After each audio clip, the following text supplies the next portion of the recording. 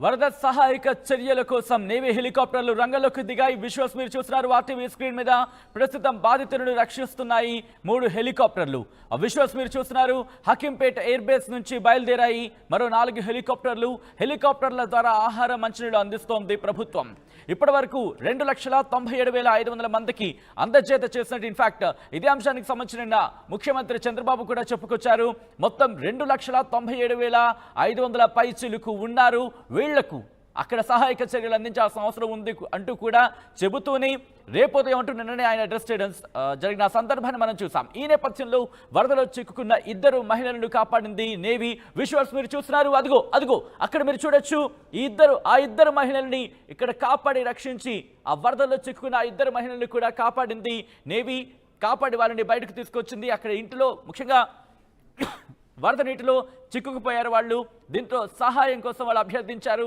Navy రంగంలోకి దిగిన తర్వాత అక్కడ పరిస్థితిని గమనించింది. అంతో ఇన్ఫాక్ట్ విజువల్స్ మీరు చూస్తున్నారు. ఎయిర్ లిఫ్ట్ చేశారు వాళ్ళు. విజువల్స్ మీరు చూడొచ్చు. అక్కడికి చేరుకుంది నేవీ హెలికాప్టర్. అక్కడికి చేరుకొని ఆ ఇంటి డాబా మీద వాళ్ళిద్దరూ ఉన్నారు. డాబా మీద మాకు సాయం అందించండి, మమ్మల్ని కాపాడంటే అంటూ కూడా వాళ్ళు కోరిన నేపథ్యంలో అక్కడి నుంచి వాళ్ళని తరలిస్తున్న విజువల్స్ మీరు చూస్తున్నారు. ఆ పక్కనే ఇటు వరద సహాయానికి సంబంధించి వాటర్లు కావచ్చు, లేకపోతే బిస్కెట్స్ కావచ్చు, లేకపోతే ఫుడ్కి సంబంధించి కూడా విజువల్స్ మీరు చూస్తున్నారు. నేవీ హెలికాప్టర్లు రంగంలోకి దిగాయి. ఎందుకంటే గత 30 ఏళ్లలో ఎన్నడూ చూడని వరదలివి. ఈ నేపథ్యంలో అందరినీ వెంటనే సురక్షిత ప్రాంతాలకు తరలించడం కష్టమన్న నేపథ్యాన్ని కూడా ఇన్ఫాక్ట్ ముఖ్యమంత్రి చెప్పిన సందర్భాన్ని చూసాం. ఈ నేపథ్యంలో ఇప్పుడు ఎవరెక్కడైతే ఉన్నారో వాళ్ళకి ప్రాథమికంగా వాళ్ళకి చికిత్స అవసరం, వాళ్ళకి సంబంధించి ఏమైనా మెడిసిన్స్ అవసరం, వాళ్ళకి మందులు వాళ్ళకి అందించాలి, వాళ్ళకి ఫుడ్ అందించాలి. ముఖ్యంగా ఫస్ట్ ఫ్లోర్లో ఉన్న వాళ్ళు సెకండ్ ఫ్లోర్కి వెళ్ళండి, అలాగే గ్రౌండ్ ఫ్లోర్లో ఉన్న వాళ్ళు ఫస్ట్ ఫ్లోర్కి వెళ్ళండి. ఎవరైతే పూర్తిగా వరదలు చిక్కుకుపోయే పరిస్థితి ఉందో మొట్టమొదటిగా వాళ్ళని అక్కడి నుంచి తరలించే ప్రయత్నం చేస్తున్నారు. అక్కడ సురక్షిత ప్రాంతాలకు తరలించిన తర్వాత వరద నీటిలో చిక్కుకున్న వారికి సంబంధించి వాళ్ళని కాపాడే ప్రయత్నం చేస్తోంది ప్రభుత్వం. ఈ నేపథ్యంలోనే ఎవరైతే వరదలో చిక్కుకున్నారో, ఏ కుటుంబాలు అయితే వరదలో చిక్కుకున్నారో వాళ్లకు సంబంధించి, ఎందుకంటే ఆహారం దక్కదు, నీళ్లు కూడా అందే అవకాశం ఉండదు. ఈ నేపథ్యంలో ప్రభుత్వం ఆహారం అందించే ప్రయత్నం చేస్తుంది. నేవీ హెలికాప్టర్లు రంగంలోకి దిగిన తర్వాత సహాయక చర్యలు మరింత వేగవంతం అందుకున్నాయి. అప్డేట్స్ అందించేందుకు మా ప్రతినిధి రాజేష్ లైవ్ లో సిద్ధంగా ఉన్నారు. బట్ అంతకన్నా ముందు ఒక్కసారి ఆ విజువల్స్ ని చూసే ప్రయత్నం చేద్దాం. ఎందుకంటే నేవీ హెలికాప్టర్లు రంగంలోకి దిగిన తర్వాత సహాయక చర్యలు వేగం పుంజుకున్నాయి. ప్రస్తుతం సహాయక చర్యలు వేగవంతమయ్యాయి. ఆ విజువల్స్ ఒకసారి చూద్దాం.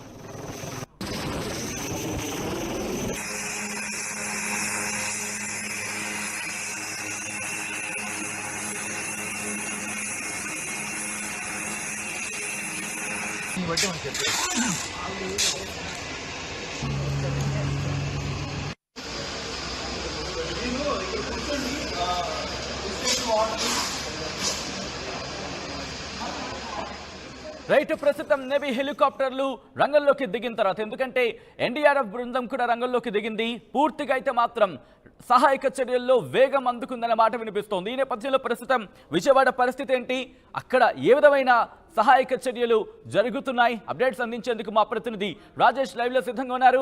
రాజేష్, విజయవాడ గత 30 ఏళ్లలో ఎన్నడూ చూడని విలయం కాదు ప్రళయం ఇది. ఈ నేపథ్యంలో సహాయక చర్యలు వేగం అందుకున్నాయన్న మాట వినిపిస్తోంది. ఎంతమంది ఇప్పటివరకు నేవీ సిబ్బంది కావచ్చు, లేకపోతే ఎన్డీఆర్ఎఫ్ కావచ్చు కాపాడింది? ప్రస్తుతానికి విజయవాడ వరద ముంపు ప్రాంతాలకు సంబంధించిన అంశంలో రెస్క్యూ ఆపరేషన్స్ అనేవి కొనసాగుతున్నాయి. ఇప్పటి వరకు ఎన్డీఆర్ఎఫ్, ఎస్టీఆర్ఎఫ్ సంబంధించినటువంటి బోట్ల సాయంతో అక్కడ వరదలో చిక్కుపోయిన వాళ్ళని బయటికి తీసుకొస్తుంటే, తాజాగా కొద్దిసేపటి క్రితమే నేవీ హెలికాప్టర్లు కూడా ప్రస్తుతం రెస్క్యూ ఆపరేషన్లో పాల్గొంటున్నాయి. దాదాపు ఇప్పటికే ఒక 20-30 మందిని రెస్క్యూ చేసినట్లు అధికారులు చెబుతున్నారు. 3 నేవీ హెలికాప్టర్లు ప్రస్తుతం వరద సహాయక చర్యల్లో పాల్గొన్నాయి. వాటితో పాటు హకీంపేటకు సంబంధించినటువంటి ఎయిర్ బేస్ నుంచి మరో 4 నేవీ హెలికాప్టర్లు అయితే రాబోతున్నాయి. వీటన్నిటిని కూడా అంటే ఇప్పటి వరకు సింగినగర్, ప్రకాష్ నగర్, వాంబే కాలనీ, జక్కంపూడి, ప్రకాష్ నగర్ ఈ ప్రాంతాలన్నింటిలో చాలా వరకు బోట్ల సాయంతో, మరబోట్ల సాయంతో ఎన్డీఆర్ఎఫ్, ఎస్డీఆర్ఎఫ్ సిబ్బంది అంతా వెళ్ళి కొంతమంది రెస్క్యూ చేసి తీసుకొస్తున్నారు. కానీ కొన్ని ప్రాంతాలకి బోట్ల సాయంతో వెళ్ళలేని సిచ్యువేషన్ ఉంది. ఎందుకంటే అక్కడ వరద ప్రవాహం కొంత ఎక్కువగా ఉండడంతో వెళ్ళలేని సిచ్యువేషన్ ఉంది. కాబట్టి వాళ్ళంతా కూడా డాబాల పైకి వచ్చి, అంటే వాళ్ళ బిల్డింగ్ల పైకి వచ్చి కేకలు వేస్తూ ఆర్తనాదాలు చేస్తున్న నేపథ్యంలో అలాంటి వారిని రెస్క్యూ చేయడానికి నేవీ హెలికాప్టర్ అనేవి ఉపయోగపడుతున్నాయి. కొద్దిసేపు క్రితం ఒక కుటుంబాన్ని, అదేవిధంగా డాబా పైన ఉన్నటువంటి కుటుంబాన్ని నేవీ హెలికాప్టర్ సాయంతో రెస్క్యూ చేశారు. అంతేకాదు నేవీ హెలికాప్టర్ల సాయంతో ఆహారాన్ని కూడా ప్రస్తుతం అందించే కార్యక్రమం అయితే జరుగుతుంది.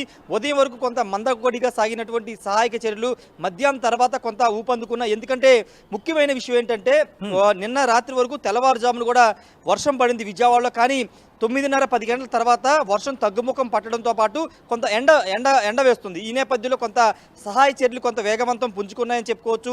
రెస్క్యూ చేయడం కానీ, లోపల ఉన్న వాళ్ళని బయటికి తీసుకురావడం కానీ, లేకపోతే ఆహారం అందించే విషయంలో కానీ కొంత వేగం పుంజుకుంది. ఇప్పుడు నేవీ హెలికాప్టర్లు కూడా రంగంలోకి దిగాయి కాబట్టి పూర్తి స్థాయిలో సహాయక చర్యలు అయితే కొనసాగుతున్నాయి. అయితే ఇక్కడ ఒక ముఖ్యమైన విషయం ఏంటంటే సచిన్, నిన్న సాయంత్రం అంటే నిన్న ఉదయం 9-10 గంటల తర్వాతే అటు సింగనగర్ కానీ మొత్తం ఆ ప్రాంతాలన్నింటిలో దాదాపు 3 లక్షల మంది మొత్తం ముంపుకు గురయ్యారు. నిన్న ఉదయం 10 గంటలకి వరద ఫ్లోటింగ్ స్టార్ట్ అయితే నిన్న రాత్రి వరకు ఫ్లోటింగ్ కొనసాగింది. వాళ్ళంతా కూడా నిన్న రాత్రి ఈ ఉదయం వరకు కొంత ఇంట్లో ఉన్నటువంటి వాటర్ కానీ ఫుడ్ కానీ ఈ ఉదయం వరకు సరిపోయింది. కానీ ఉదయం నుంచి వాళ్ళంతా కూడా ఈ ఫుడ్ దొరక్క, చిన్నపిల్లలకి పాలు దొరక్క, అదేవిధంగా మంచినీళ్ళు లేక, అంటే నిన్న ఉదయం నుంచి ఈ ఉదయం వరకు మేనేజ్ చేయగలిగారు. కానీ ఇంకా పూర్తి స్థాయిలో అవన్నీ కూడా అయిపోవడంతో ఉదయం నుంచి వాళ్ళంతా బయటికి రావడం కంటే ముందు ఉపశమనం అంటే ఫుడ్ కానీ పాలు కానీ ఇవ్వాలని వాళ్ళంతా వేడుకుంటున్నారు.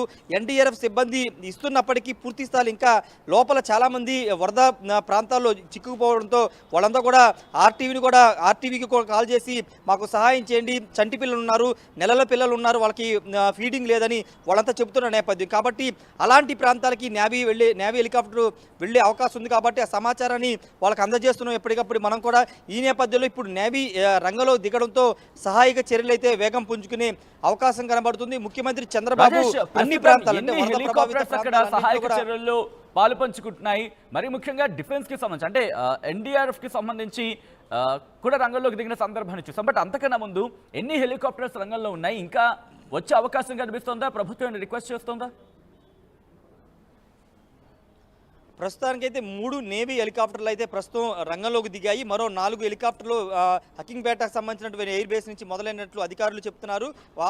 వేస్తే కనుక పూర్తి స్థాయిలో మొత్తం అటు సింగనగర్ ప్రాంతాలతో పాటు ఇప్పుడు కృష్ణానది వరద ప్రభావిత ప్రాంతాలు కూడా యాడ్ అయ్యాయి. నిన్నటి వరకు కేవలం సింగనగర్ ఆ పరిసర ప్రాంతాల్లోనే రెస్క్యూ చేయాల్సింది. కానీ ఈరోజు కృష్ణానదికి వరద ఫ్లడ్ అనేది పెరుగుతున్న నేపథ్యంలో మొత్తం లంక గ్రామాలు ఇబ్రహీంపట్నం మొదలుకొని ఇటు విజయవాడ, కృష్ణ, తోటలవల్లూరి ప్రాంతాల్లో లంక గ్రామాలు ముంపు గురవుతున్న నేపథ్యంలో అక్కడ కూడా ఎయిర్ బేస్ ద్వారా అంటే ఎయిర్ లిఫ్టింగే చేయాల్సి ఉంటుంది అని అధికారులు చెప్తున్నారు. కాబట్టి అక్కడ కూడా ఇప్పుడు ఈ నేవీ హెలికాప్టర్లు ఉపయోగించాల్సి ఉంటుంది. ప్రస్తుతానికి సింగనగర్ పరిసర ప్రాంతాల్లో కొంత వరద తగ్గుముఖం పడుతూ వస్తుంది. కొంతమంది స్వచ్ఛందంగానే బయటకు వచ్చి ఒక్కొక్కరు నీళ్ళలోని వరద నీటిలోనే ఎట్లా కొట్లా ఏదో సాయంతో వచ్చి ఆహార పొట్లాలు కొంతమంది తీసుకెళ్ళగలుగుతున్నారు. కొంతమంది మగవాళ్ళు లేకపోతే వాళ్ళంతా కూడా ఫుడ్ కోసం ఎదురు చూస్తున్న పరిస్థితి అయితే ఉంది. ప్రస్తుతానికి ఇప్పుడు నేవీ హెలికాప్టర్లు కూడా రంగంలోకి దిగాయి కాబట్టి కొంత సహాయక చర్యలు ఊపందుకునే అవకాశం కనబడుతుంది. సాయంత్రం లోపే మ్యాక్సిమం అందరినీ రెస్క్యూ చేయగలిగితే ఆ ప్రమాదం ప్రాణ నష్టాన్ని తగ్గించవచ్చు. ఎందుకంటే రాత్రి వేళ పూర్తిగా 2 రోజులుగా సింగనగర్ కానీ ఆ పరిసర ప్రాంతాలన్నీ కూడా అంధకారంలో ఉన్నాయి, కరెంట్ సప్లై లేదు. కాబట్టి 6 తర్వాత రెస్క్యూ ఆపరేషన్స్ అనేవి చాలా రిస్క్ అవుతాయి. అంతేకాదు ప్రమాద ఘటికలు కూడా మోగుతాయి. ఎందుకంటే 2 రోజుల పాటు వాళ్ళు ఎలాంటి ఫుడ్ లేకుండా ఉంటే కనుక ఇబ్బందికి గురవుతారు. ముఖ్యంగా చంటి పిల్లలు చాలా మంది ఉన్నారని వాళ్ళు చెబుతున్న నేపథ్యంలో అలాంటి వాళ్ళకి చాలా ఇబ్బందికరంగా ఉంటుంది. కాబట్టి ముందు చేయించే అవకాశం కనిపిస్తోందా, లేకపోతే ముఖ్యంగా అపార్ట్మెంట్స్ లో ఉన్న వాళ్ళని ఫస్ట్ ఫ్లోర్ నుంచి నిన్న ముఖ్యమంత్రి మాట్లాడుతున్నప్పుడు కూడా ఫస్ట్ ఫ్లోర్ లో ఉన్న సెకండ్ ఫ్లోర్ కి వెళ్ళండి, లేకపోతే ఒకవేళ ముఖ్యంగా గ్రౌండ్ ఫ్లోర్ కనుక పూర్తిగా నిండిపోతే ఫస్ట్ ఫ్లోర్ కి వెళ్ళండి, ఇలా చెప్పే ప్రయత్నం చేస్తున్న సందర్భాన్ని కూడా చూసాం. అంటే ఇప్పుడు పూర్తిగా వాళ్ళని అక్కడి నుంచి సురక్షిత ప్రాంతాలకు తరలించే అవకాశం కనిపిస్తోందా, ఎలా ఉంటుంది, అంటే ఎలా జరుగుతోంది ఆ రెస్క్యూ ప్రాసెస్ అంతా? అంటే అపార్ట్మెంట్లో ఉన్న వాళ్ళు కానీ 2-3 ఫ్లోర్లో నివాసం ఉన్న వాళ్ళు అయితే కొంత సేఫ్ జోన్లోనూ ప్రస్తుతానికి ఉన్నారు. కాకపోతే ఫుడ్ అనేది చాలా ఇబ్బందికరంగా మారిందని వాళ్ళు చెప్తున్నారు. గ్రౌండ్ ఫ్లోర్లో ఉన్న వాళ్ళు చాలా ఇళ్లలో సెకండ్ ఫ్లోర్లోనూ థర్డ్ ఫ్లోర్లోనే అక్కడే కొంత తలదాచుకుంటున్నారు. కొంతమంది బయటికి రావడానికే ప్రియారిటీ ఇస్తున్నారు. ఎందుకంటే చంటిపిల్లలు ఉన్న వాళ్ళు భయపడి వరద ప్రవాహం ఇంకా పెరిగితే తమ పరిస్థితి ఏంటని భయపడి వాళ్ళంతా కూడా బయటకు వచ్చే ప్రయత్నం చేస్తున్నారు. ఎన్డీఆర్ఎఫ్, ఎస్డీఆర్ఎఫ్ వాళ్ళు స్వయంగా బోట్లు వేసుకుని మరబోట్లతో సాయంతో వాళ్ళు కొంతమందిని రెస్క్యూ చేసి తీసుకొస్తున్నారు. కానీ ఇంకా కొంతమంది సెకండ్ ఫ్లోర్లోనే థర్డ్ ఫ్లోర్లోనే ఉంటున్నారు. వాళ్ళు మాత్రం ఇంకా ఫుడ్ అందట్లేదు, ఆహారం అందట్లేదు, నీళ్ళు అందట్లేదు అని చెప్తున్నారు. కాబట్టి సాయంత్రానికి ఖాళీ చేసే అవకాశం లేదు. ఎందుకంటే దాదాపు 2,70,000 మంది ఆ సింగనగర్ పరిసర ప్రాంతాల్లో మొత్తం ఉన్నారు. కాబట్టి అంతమందిని రెస్క్యూ చేసే అవకాశం లేదు. వచ్చేవాళ్ళు స్వచ్ఛందంగా వచ్చే వాళ్ళని అందరం కూడా ప్రస్తుతానికి అయితే బయటికి తీసుకొస్తున్నారు. కొంతమంది అక్కడే ఉండడానికి ఆసక్తి చూపుతున్న నేపథ్యంలో అలాంటి వారికి ఫుడ్ ప్యాకెట్లు కానీ అవన్నీ అందించడానికి ప్రభుత్వం అయితే సిద్ధమైంది. సచిన్. రైట్ రాజేష్. సో మొత్తంగా అయితే మాత్రం విజయవాడ జల ప్రళయానికి సంబంధించి ఇప్పుడు నేవీ రంగంలోకి దిగింది. నిజంగా భారత నావికాదళం కాదు, ముఖ్యంగా డిఫెన్స్కి సంబంధించి మాట్లాడుకున్నప్పుడు ఎంత యుద్ధ ప్రాతిపదికన వాళ్ళు రంగంలోకి దిగుతారనేది ఆ విజువల్స్ చూస్తే మనకు అర్థమవుతోంది. ఏదైనా విలయం వచ్చిందంటే, ఏదైనా ప్రళయం వచ్చిందంటే చాలు మేమున్నామంటూ కూడా ఇటు నేవీ కావచ్చు, లేకపోతే ఆర్మీ కావచ్చు,